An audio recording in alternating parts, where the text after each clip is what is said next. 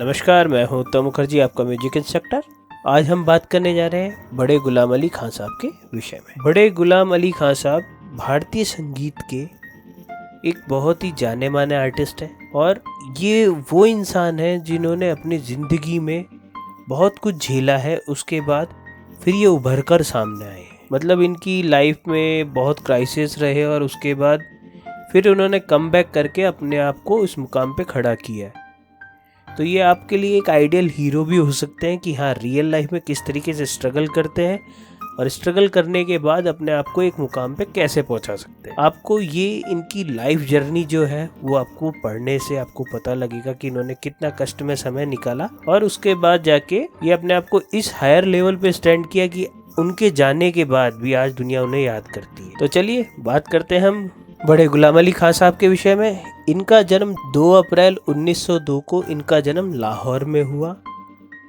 याद रखिएगा 1902 में भारत और पाकिस्तान का पार्टीशन नहीं था, तो लाहौर भी हिंदुस्तान का हिस्सा था और पंजाब प्रांत का हिस्सा था। तो मूल रूप से ये पंजाब के कसूर नामक गांव के हुआ करते थे। इनके पिता का नाम अली बख्श था, वो भी एक संगीतकार थे। ये लोग 4 भाई थे, बरकत अली खां, मुबारक अली खां, अमान अली खां और बड़े गुलाम अली खान साहब। ये 4 भाई थे।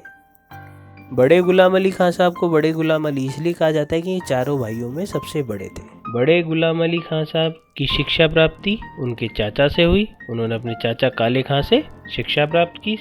अब इनकी लाइफ में जो ट्विस्ट आया वो मैं आपको बताता हूँ कि इनके जो पिताजी थे उन्होंने सेकंड मैरिज करी जब बड़े गुलाम अली खान साहब 20 साल के थे। उसके बाद जब सौतेली माँ घर पे आई तो ग्रह कलेश होने लगा, काफ़ी सारे झगड़े होते रहे। तो उनकी जो रियल मदर थी उन्होंने उनको बोला कि आप सारंगी बजाएं और आजीविका चलाएं अपनी। बड़े गुलाम अली खान साहब ने सारंगी बजाना चालू किया। काफ़ी लंबे समय तक उन्होंने जहां उनको काम मिला वहां जाते वहां बजाते। फिर इनकी लाइफ में चेंज आया। 1940 में इनकी लाइफ में क्या चेंज आया, ये कलकत्ता संगीत सम्मेलन में गए हुए थे और वहाँ पे इन्होंने जो शानदार परफॉर्मेंस दी तो वहाँ से इनकी प्रसिद्धि स्टार्ट। उसके बाद ये 1943 में गया जी गए, वहाँ भी इन सम्मेलन में इन्होंने बहुत अच्छा से परफॉर्म किया तो वहाँ से भी इनकी प्रसिद्धि और बढ़ती चली गई। 1944 में बम्बई अखिल भारतीय संगीत सम्मेलन में इनकी प्रसिद्धि और 4 चांद लग गए। नवम्बर 1944 को बंगाल तथा बिहार में होने वाले संगीत सम्मेलनों में इन्होंने भाग लिया। अब वहाँ हुआ क्या कि इन्होंने जब परफॉर्म किया तो वहाँ श्रोताओं को इतना पसंद आया हद से ज्यादा और इन्होंने कई स्थानों पे प्रथम स्थान प्राप्त किया। इन्होंने 1945 में महात्मा गांधी जी ने इन्हें प्रशंसा पत्र भी दिया।